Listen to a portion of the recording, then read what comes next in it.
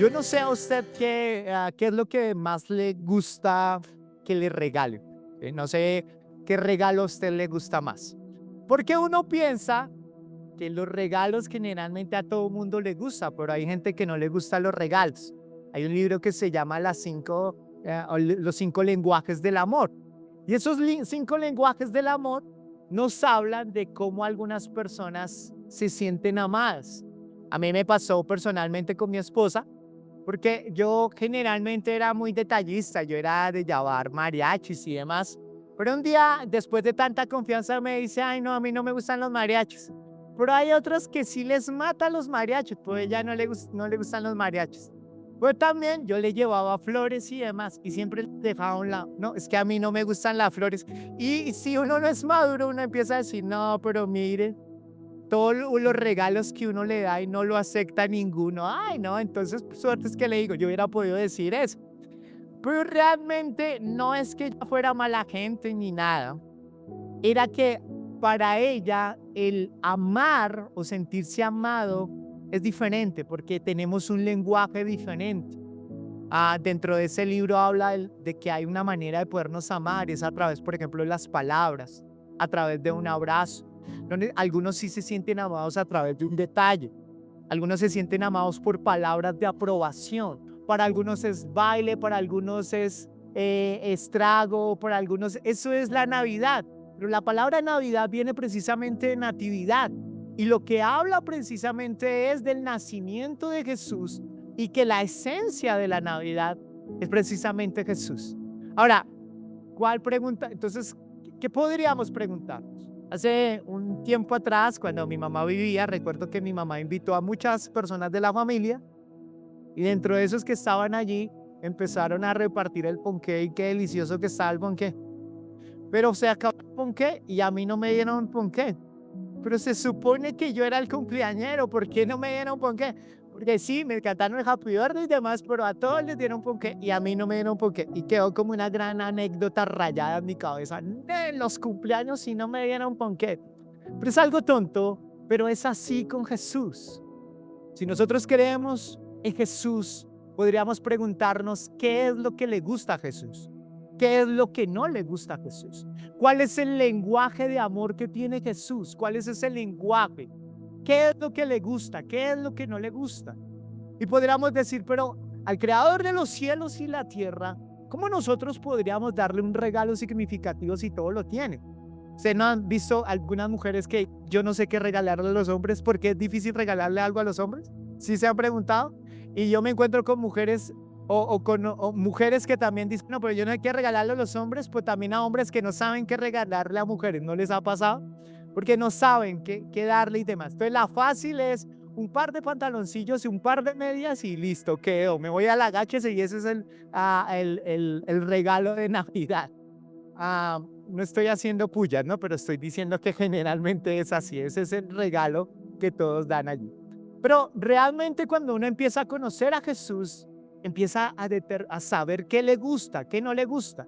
Y quiero que precisamente podamos ver personas que le trajeron a Jesús un regalo o regalos y cómo esos regalos representan una importancia de lo que es Jesús, pero una importancia también para nosotros. Yo he titulado esta charla, ¿cuál es tu regalo para Jesús? Pregúntele al que está a su lado, ¿cuál es tu regalo para Jesús? ¿Qué es tu regalo? Se supone que si esta es la fiesta de Jesús, se supone que a quien deberíamos pedir, darle regalos es a Él. Porque generalmente usted le pide a Él, hágale la cartica al niño Dios, que Él le va a dar. Haga esto, haga lo otro, pero no le damos a Él. Y quiero que me acompañe a Mateo capítulo 2 y habla de unos hombres que le trajeron un regalo o regalos a Jesús. Dice, cuando Jesús nació en Belén de Judea, en días del rey Herodes, vinieron del oriente a Jerusalén unos magos, y diciendo, ¿dónde está el rey de los judíos que ha nacido? Porque su estrella hemos visto en el oriente y venimos a adorarle. Oyendo esto, el rey Herodes se turbó y toda Jerusalén con él. Y convocados todos los principales sacerdotes y los escribas del pueblo, les preguntó dónde había de nacer Cristo. Ellos le dijeron, en Belén de Judea, porque así está escrito por el profeta. Y tú, Belén de la tierra de Judá, no eres la más pequeña entre los príncipes de Judá, porque de ti saldrá un guiador que apacentará a mi pueblo Israel. Entonces Herodes, llamando en secreto a los magos, indagó de ellos diligentemente el tiempo de la aparición de la estrella, y enviándolos a Belén dijo: id allá y averiguar con diligencia acerca del niño, y cuando le halléis, hacedmelo saber para que yo también vaya y le adore. Ellos, habiendo oído al rey, se fueron, y aquí la estrella que había visto en el oriente iba delante de ellos. Amén. Vamos a dejarlo allí. Quiero que nos pongamos un poco en el contexto. El contexto es que el nacimiento de Jesús implica una serie de cosas que a veces nosotros lo vemos como algo normal. Y hablábamos por cómo Jesús, o cómo el nacimiento de Jesús hace que 3 hombres magos, y cuando habla de magos no habla de que alguien saca de su sombrero un conejo, sino se está refiriendo a personas sabias. Y dice que Dios usa a estos hombres sabios para seguir una estrella, y esa estrella iba a ser como una señal para mostrar cómo el Mesías había nacido. Pero también nos muestra que la palabra magos se está refiriendo a hombres sabios que estudiaban el universo, que estudiaban los planetas y demás. Eran personas sabias aun cuando no tenían un conocimiento del Señor. Ahora estas personas empiezan a seguir como tal esa estrella, y eso nos muestra algo: cómo Dios mueve el universo para poder revelar a su Hijo. Uno, eso. 2, hablamos que también el Señor lo que hace es que hace que vengan, y María, José y Jesús nazcan en un pesebre. En un pesebre, el Dios del universo, el Dios creador de los cielos y la tierra, se convirtió en alguien que nace en un pesebre, y eso tiene un significado. Ahora, el Señor dice que se le aparecen unos ángeles, y esos ángeles van y le hablan. ¿A quién? Van y le hablan a unos pastores. ¿A unos qué? Pastores. Y esos pastores son los pastores que van y adoran a Jesús. Tienen el gran privilegio de adorar a Jesús. Políticamente hablando, Julio César, que era el tiempo históricamente hablando, del romano, a César Augusto, es el que lleva a estas personas, a María, a José, a que vayan a Belén. Y de allí de Belén, entonces en medio del censo, es que finalmente allí nace Jesús en un pesebre, porque no había un lugar para poderlo atender. Y allí vemos entonces varias cosas, como el Señor mueve un político para que haga un censo y se cumpla una profecía de que el Mesías iba a nacer. ¿En dónde? En Belén. Mueve a unos sabios para mostrarles, mueve el universo para mostrarles la señal. Pero también se aparecen unos ángeles a unos pastores para que vayan ellos y juntos puedan adorar al Señor. Eso es algo sobrenatural, algo que tú y yo no podríamos entender. Y es algo en lo cual nosotros le ponemos la mínima importancia porque creemos que no es tan relevante, pero es relevante. Ahora, el mismo universo se da cuenta de esa verdad, de que nació el Mesías, pero tú y yo generalmente nos olvidamos de que Jesús, de que estamos viviendo un tiempo realmente de un gran acontecimiento. Amén. Ahora, quiero que miremos esto. Y aquí empezamos como a hilar ciertas cosas. Lo primero que yo tengo que comprender es que Dios se reveló a través de un pesebre. Y cuando Dios se revela a través de ese pesebre, es que un pesebre es un lugar humilde. Y hablamos de que ese pesebre representa un lugar donde ¿qué? Donde los animales ¿qué? Donde los animales comían. Recuerden que no es un lugar romántico donde está el burro, está allí un cerdo, o están allí todos felices hablando entre ellos o jugando cartas. Estamos hablando de animales. Estamos hablando del lugar donde los animales comían, y que ese es el lugar donde María tiene a Jesús. Y eso nos revela algo. Si Dios hubiera querido manifestar su poder, hubiera nacido en un palacio. Si Él hubiera querido mostrar el poder humano, Él hubiera podido nacer ante un gran ejército, ante gran oro, ante gran aplausos y demás. Pero nace en un pesebre. ¿Y eso qué nos revela para nosotros? Nos revela precisamente nos revela cómo el Señor, siendo Dios, viene y nos humilla a nosotros, o se humilla a sí mismo, siendo o naciendo en un pesebre, y nos muestra cómo Dios se despoja de la adoración como Jesús y se convierte en un niño. Allí empieza a mostrarnos la humildad, empieza a mostrarnos cuán hermoso es su corazón. ¿Y eso qué me empieza a mostrar?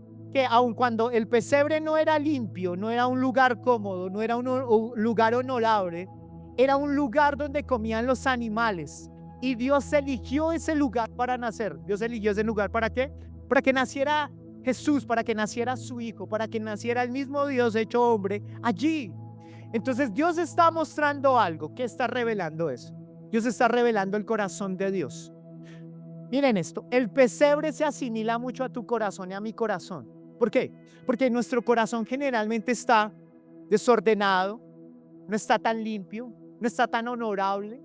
Y a veces intentamos de alguna manera como que tenemos que estar muy bien para que Dios me bendiga, muy bien para que Dios se manifieste. Pero Dios lo que revela aquí, cuando se manifiesta en un pesebre, es que ese Dios es un Dios que ama, no que busca perfección. Dígale al que está a su lado, Dios te está buscando, así no seas perfecto. Así no esté todo marchando bien. Dios se manifiesta a través de su amor.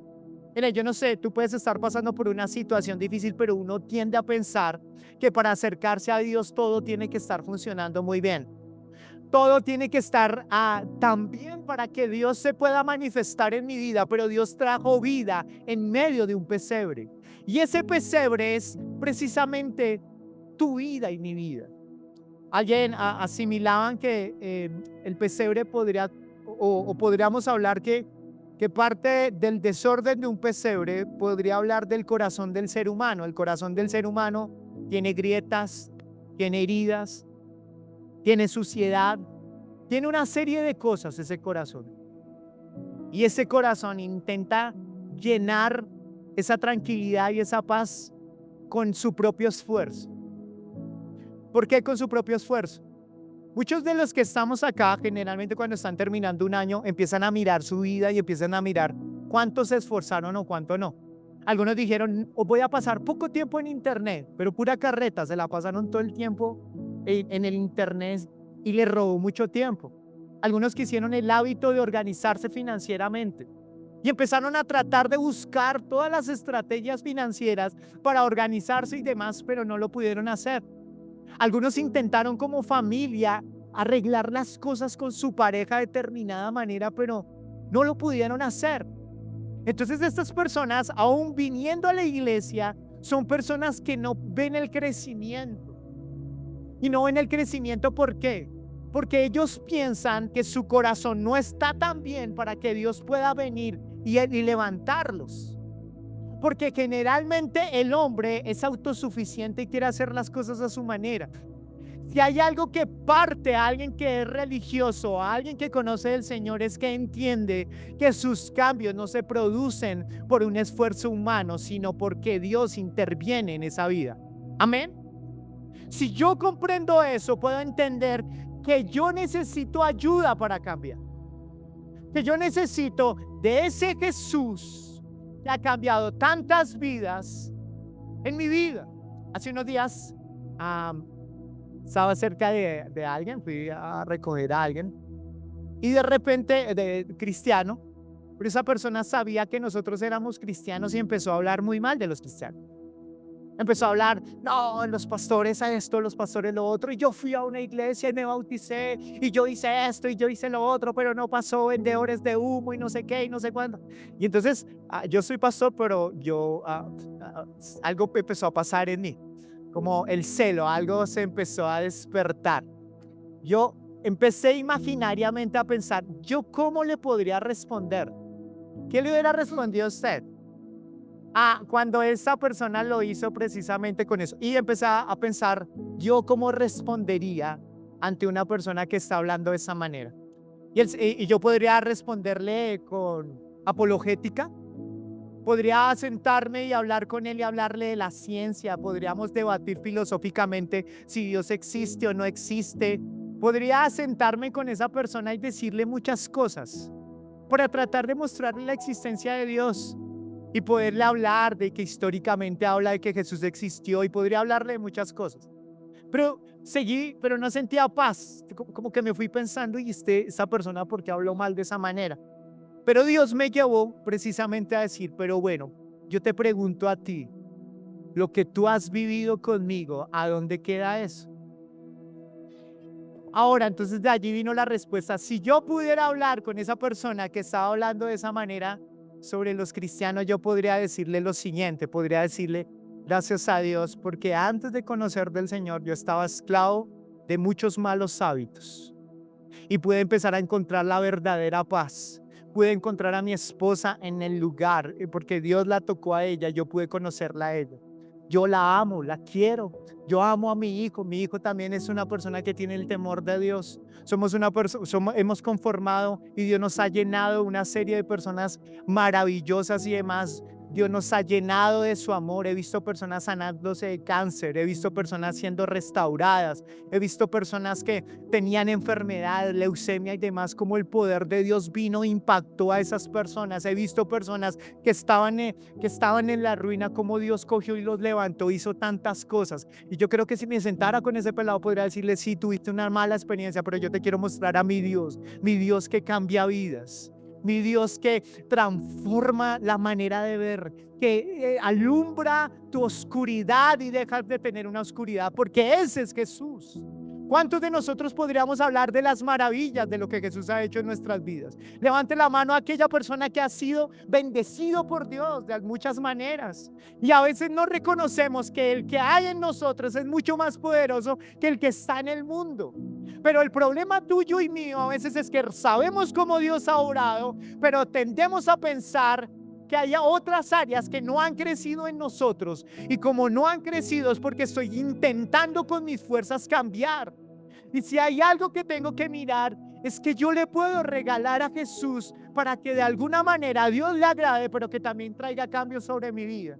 Cuando estos tres hombres, porque no necesariamente no nos está hablando de los reyes magos como nosotros lo conocemos culturalmente hablando, se dice que eran reyes, o que eran reyes, pero porque alguien dio una interpretación del Antiguo Testamento y demás. Solamente nos habla de que eran personas inteligentes y demás, pero son personas que cada uno de ellos trae un regalo: oro, incienso y ¿qué más? Y mirra. Son tres regalos y tienen un significado espiritual profundo. Pero lo primero, que antes de entrar con esos regalos, es que yo quiero que comprendas que si hay algo que tú necesitas, es que Dios intervenga en tu vida para que realmente hayan cambios significativos. Pero el problema es que tú veas tu vida como un pesebre, sucio, frágil, mal, y tú piensas que Dios no puede obrar allí. Dios obra y trae vida en un pesebre. Dios puede obrar y traer vida sobre un corazón, sobre aquellos que ya lo conocen, pero sobre aquellos que también no lo conocen. Amén. Eso es como el Señor allí actúa.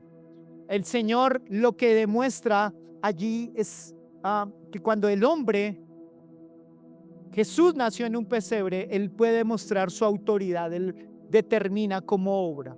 Él puede manifestar su amor. Y yo quiero que tú entiendas en esta mañana que Dios a ti te ama, Jesús a ti te ama, y que Jesús, aún no importa tu condición, no importa el mal hábito que tengas, no importa lo que esté pasando en tu corazón, el Señor quiere tocarte a través de su amor. Amén. Eso es lo que trae una transformación en nuestras vidas. A veces tú y yo nos sentimos inmerecedores porque este mundo funciona de esa manera.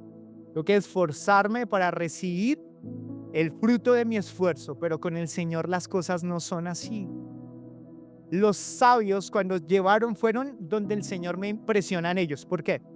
Porque ellos no sabían nada de teología. Ellos no sabían nada del Señor. Ellos solamente tienen una señal de que tienen que seguir una estrella. Y esto me encanta a mí, porque es como que Dios no está pidiendo una fe perfecta, sino que lo que Dios está pidiendo es que yo pueda seguir sus señales para que luego Dios se pueda manifestar. Aun cuando estos hombres llegaron luego, cuando Jesús estaba allí como un niño, aún no se había glorificado y perfeccionado Jesús, pero aún así podían estar con Jesús y ver cómo Él se iba a desarrollar, pero también cómo su fe iba a crecer. Ahora, Miren esto por un momento para irnos ubicando. La palabra del Señor dice que estos hombres trajeron oro. ¿Qué trajeron? Oro. ¿Y qué representa el oro? Para ti, ¿qué es lo más importante en tu vida? ¿Qué es lo que más guardas? ¿Qué es lo que más cuidas? Para algunos podría ser sus hijos, es como no me los toquen, con eso no se metan. Para algunos es una cosa material, nadie se meta con mi computador porque mi computador me costó plata, nadie se meta con eso. Algunos tienen algo que es muy valioso. La pregunta es, ¿qué tienes valioso allí? Y voy a hablarle de algunas cosas que posiblemente tenemos como muy valiosas. Uno es el control. ¿Por qué el control? Porque si hay algo que yo tengo en mi vida para no sufrir y para que no me hagan daño, es que yo tengo que tener todo el tiempo el control. Porque si me quitan el control, paila, yo voy a sufrir. Yo prefiero tener el control de las cosas. Yo intento que mi pareja tener todo bajo control, porque si no está bajo control, voy a sufrir, y yo prefiero, antes de sufrir, tener el control. El control con mis hijos, aun cuando son pequeños, aun cuando son mayores, que me estén diciendo todo el tiempo que estoy bien o que ellos están bien. Queremos el control absoluto de todas las decisiones que están a nuestro alrededor, que todo esté muy bien. Y eso de alguna manera a nosotros nos da un control, pero realmente nosotros nos podemos dar cuenta que nosotros no controlamos absolutamente nada. Algo que también tenemos como, si usted tiene algo preciado, podría guardarlo en una caja fuerte. ¿Qué guarda en esa caja fuerte? ¿Qué es lo más preciado para usted? Ya le hablé del control, pero también habla de su voluntad. Porque usted quiere hacer las cosas a su manera y no quiere venderla a nadie. No, porque si alguien toca mi voluntad, entonces yo voy a empezar a ser manipulado, y suerte es que le digo, no quiero eso. Pero cuando estos hombres trajeron lo más importante al Rey de Reyes, nos están dando una indicación, que uno de los regalos que el Señor está pidiendo para Él es que nosotros podamos cederle el control a Dios, a Jesús, de nuestras vidas. Amén. Generalmente cuando tú estás pasando por una situación difícil, tú no le sueltas el control al Señor y tú te sientes indigno para que Dios tome el control. Pero si hay algo que Dios está pidiendo, es que sueltes el control. Y mira por un segundo este año cómo ha sido. O sea, ha habido mucho control en tratar de cambiar, pero también en tratar de cambiar como no has cambiado. Entonces aún en medio de tratar de cambiar tu cambio que no se ha producido, aún así sigues teniendo el control, o para lo bueno o para lo malo, pero no lo sueltas. ¿Me hago entender? O sea, como que tú dices, yo quiero crecer, pero te falta y no creces, pero estás ejerciendo control. Aún ejerces control en la pereza, porque la pereza es pasividad. ¿Me hago entender? O sea, usted a veces peca por no hacer nada, porque debería estar haciendo cosas que lo podrían estar bendiciendo a Dios y bendiciendo su vida, pero no tiene control de nada. Ese dice, yo tengo control porque yo veo las series de Netflix como yo quiera, cuando yo quiera y demás, pero se le pasa el tiempo, no trabaja, no tiene buenas relaciones con los demás, es ensimismado, ensimismada, no crece y demás. ¿Por qué? Porque cree tener el control de su vida, pero realmente son sus malos hábitos y sus temores lo que le controlan. Y cuando el Señor está diciendo, entrégame lo más importante, es que confíes en Él. ¿Cuántos de ustedes les cuesta confiar en Él y prefieren cuidar a sus hijos de una manera sobreprotectora y no confiar en Jesús? Usted y yo sabemos que nuestros hijos, ellos van a empezar a tener su propia ruta de vida y tú no los vas a poder controlar por más que pase el tiempo, por más que quieras hacer cosas. Hace 8 días sucedió ese accidente con esos jóvenes que salieron felices pensando que iban a tener una vida por delante como tal, y muchos de ellos fueron privados en sus vidas. Porque a veces pensamos, somos orgullosos de pensar que queremos tenerlo todo, una seguridad de nuestra propia vida, de nuestro futuro, pero es efímero, porque no controlamos absolutamente nada. Entonces el Señor lo que está pidiendo en esta mañana como un regalo para Jesús es suelta el control. Suelta el control de tu pareja, suelta el control de tus hijos al Señor. Porque si no, tú vas a seguir sufriendo de una manera terrible, siempre por las decisiones de tus hijos. Hizo bien, hizo mal, no, tomó buena decisión. Ay, paz, descanso, pero tus hijos se van a equivocar. Dígale al que está a su lado, sus hijos se van a equivocar. Pero la pregunta es, ¿qué vas a hacer cuando se equivoque? ¿Qué vas a hacer?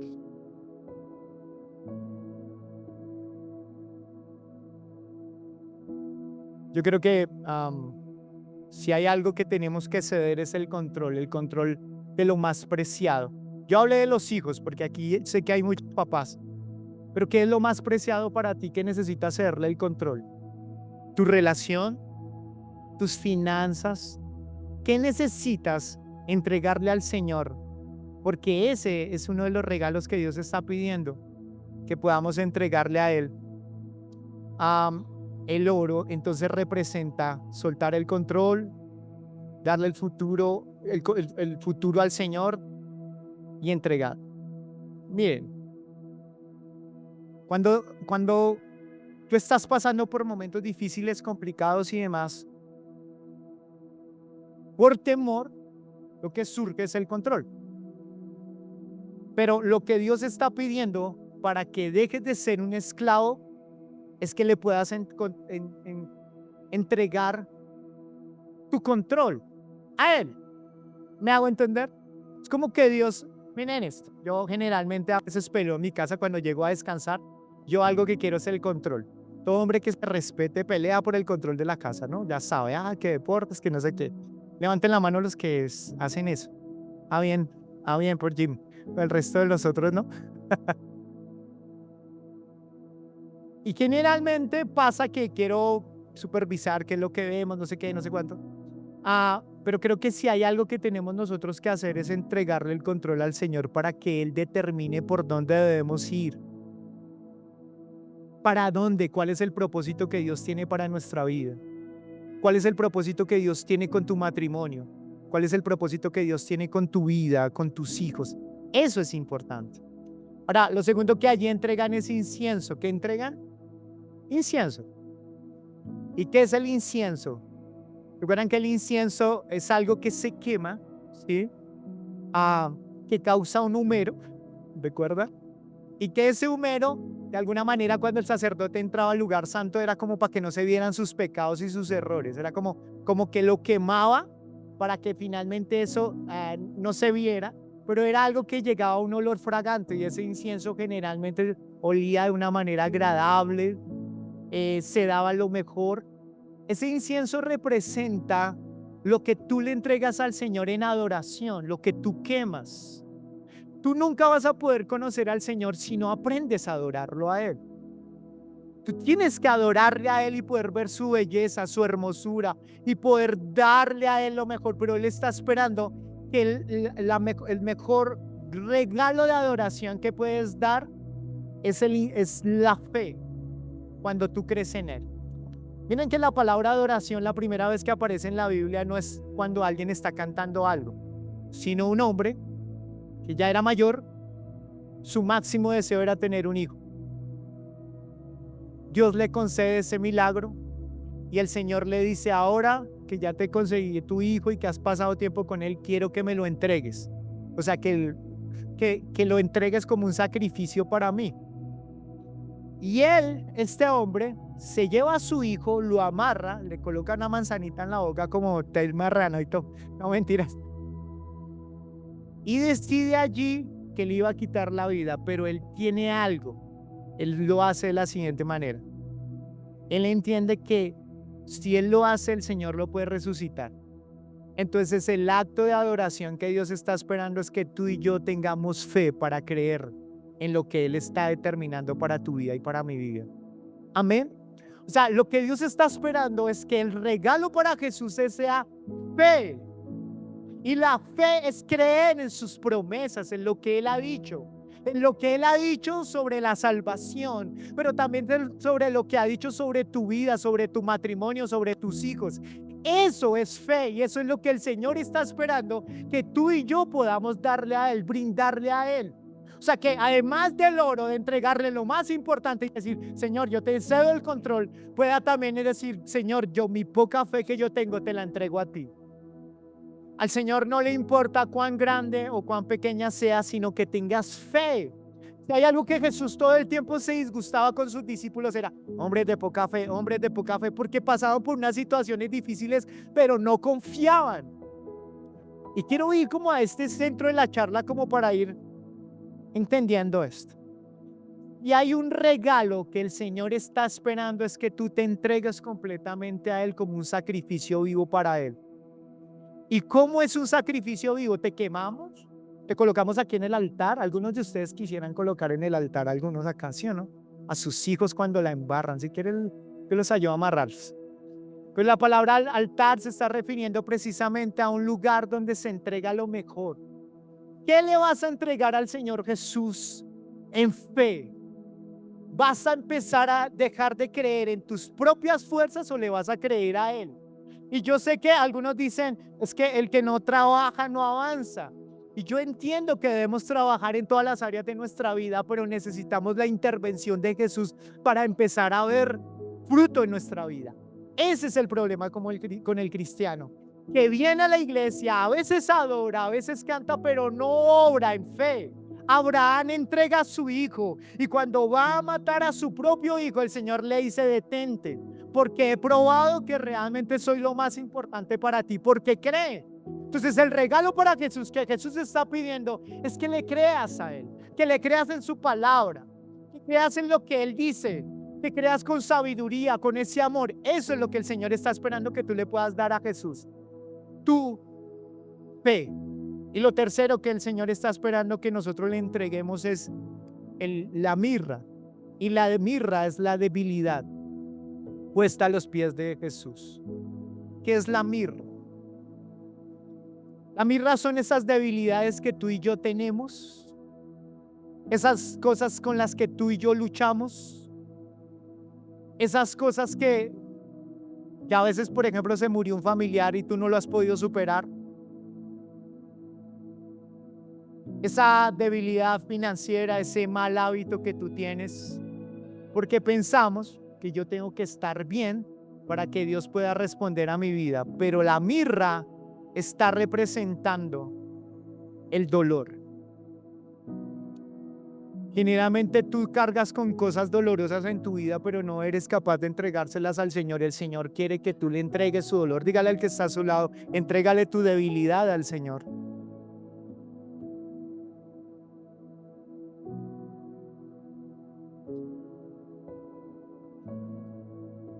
Pero la pregunta sería, ¿cuál es su debilidad? ¿Cuál es mi debilidad? Para algunos la debilidad es el juego, un mal hábito. Para algunos su debilidad es la pereza. Para algunos su debilidad es sus hijos. Para algunos su debilidad es un ser querido que no han podido entregarle al Señor y superarlo. Para algunos su debilidad es la falta de papá y la falta de mamá. Como que algunos podrían decir, ¿cómo eso puede convertirme en algo débil? Porque muchas veces no tener un papá o una mamá nos hace huérfanos y pensamos como huérfanos y actuamos como huérfanos.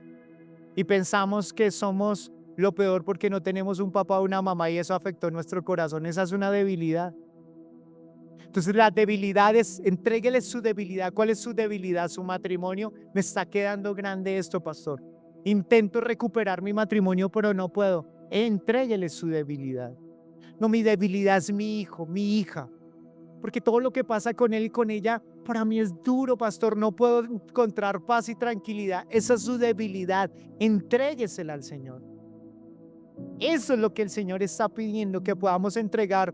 Eso que nos hace llorar, eso que nos vuelve melancólicos, eso que nos vuelve tristes, eso que está allí profundamente es lo que el Señor está diciendo.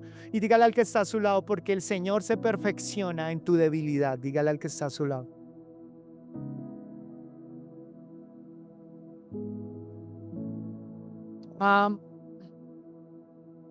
¿Cómo sería eso?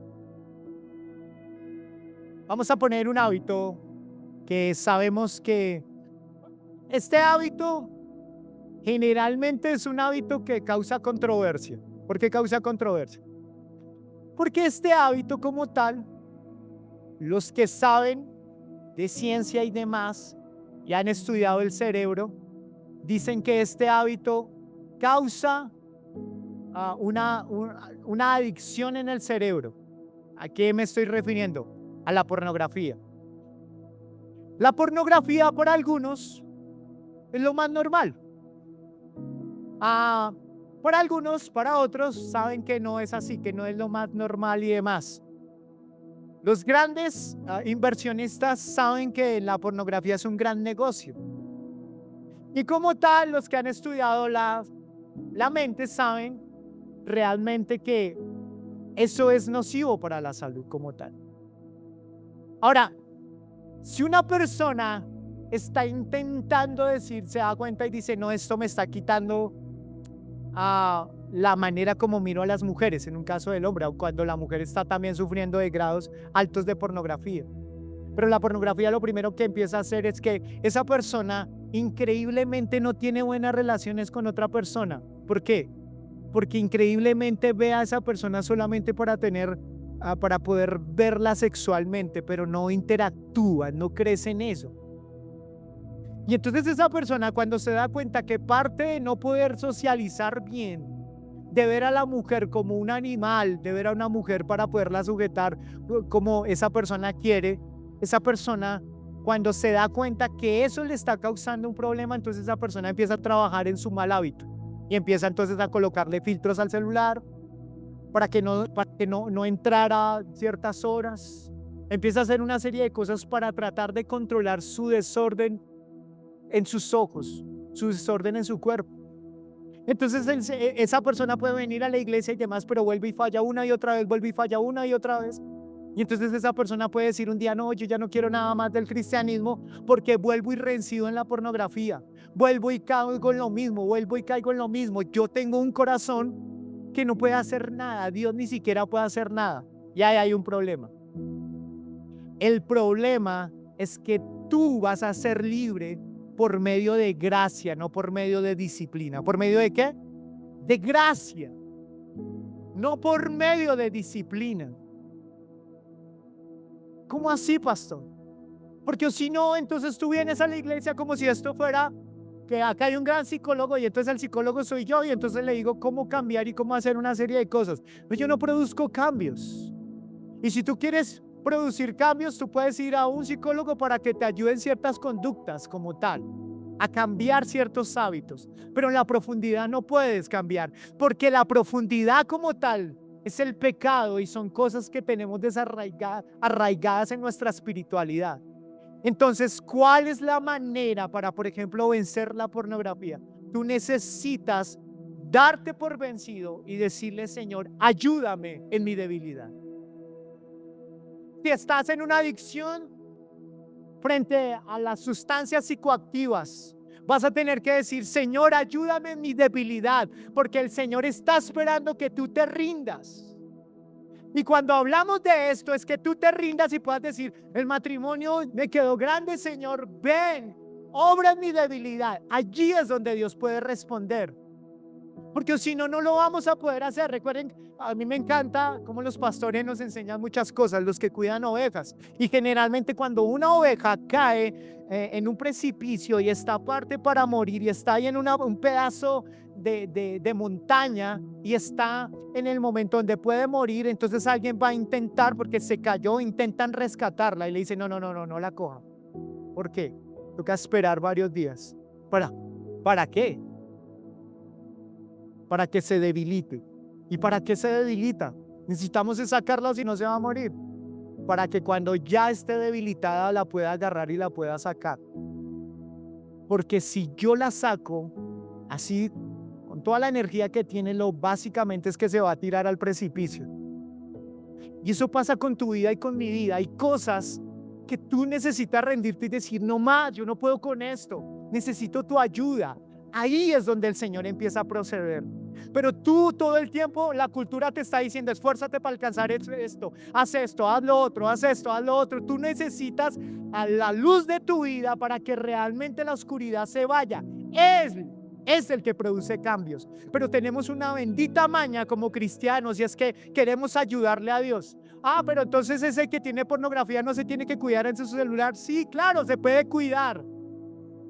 Pero eso no es lo que lo va a hacer cambiar. El que lo va a hacer cambiar es el Señor. Amén. Así que suelte el control. Así que entréguele su debilidad al Señor. Si hay algo que Dios quiere que le regalemos en la Navidad, no es un regalo sorprendente. Está bien que puedas ayudar a los pobres, está bien que des mercados, está bien que a alguien le puedas manifestar el amor de cómo Dios te ha bendecido, está muy bien. Pero el Señor lo que quiere es glorificarse en tu vida. ¿Y cómo se va a glorificar en tu vida? Cuando tú le sueltas el control a Él. Cuando tú dices, yo le entrego lo más importante para mí, que es mi oro, yo se lo entrego a Él. Lo más importante es mi incienso. Yo quiero ser un canal de adoración para Él y creerle en la fe. Y lo tercero es la mirra. Voy a entregarle lo que es difícil para mí, lo que me duele. Amén. Eso es lo que Él quiere. Yo no quiero que aquí salgas, yo voy a empezar a dejar este mal hábito, este mal hábito. Tú no, lo que necesitas es eso, tú necesitas es a Jesús. Porque a veces cuando estás mirando todo el tiempo tu pecado, no puedes cambiar. Cambia la mirada. Si tú todo el tiempo estás diciendo, yo no voy a ver pornografía, yo no voy a ver pornografía, yo no voy a ver pornografía, o estás así, yo no voy a meter droga, yo no lo voy a hacer, yo no lo voy a hacer, yo no lo voy a hacer, no puedes. No puedes seguir observando lo que estás haciendo mal. Tienes que observarlo a Él. ¿Me hago entender, iglesia? Cuando yo lo veo a Él, me olvido de esto. Me olvido de lo otro y empiezo a ver cómo Dios me da fuerzas para vencer. Por eso el Señor necesita más gente que está delante de Él y se muestra como es con sus errores. Porque a veces hay mucha hipocresía dentro del cristianismo y mucho hipócrita y no muestra sus luchas y demás. Aquí todos nosotros somos pecadores. Levanten la mano los pecadores. Los que no levantan la mano, por favor, ahorita nos firman las Biblias. De verdad, estamos muy agradecidos por eso. Todos acá cometemos errores. Entonces, ¿qué es lo que nos hace que cambiemos? Es Él obrando en nuestras vidas. Y si quieres darle un regalo de Navidad al Señor, entrégale tu propia vida. Amén. ¿Cuántos quieren entregarle ese regalo al Señor en esta mañana? Quiero que se pongan en pie. Vamos a orar. Yo quiero agradecerles a todos aquellos que nos siguieron en esta mañana. Y quiero pedirles que puedan entregar completamente sus vidas al Señor. Un abrazo, Dios los bendiga, Dios los guarde. Bendiciones para todos.